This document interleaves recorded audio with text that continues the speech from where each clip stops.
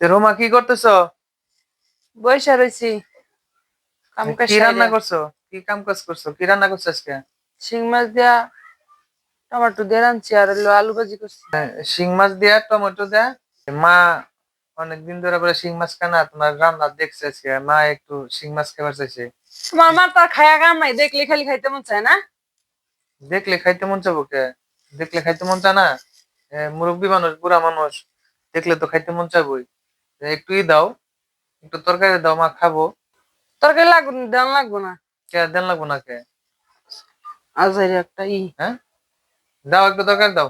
কাহিনী বাদ দিয়ে তরকারি দাও। তোমার জন্য খাইতে মন চায় মানে, মুরব্বী মানুষ খাইতে মন চায় না?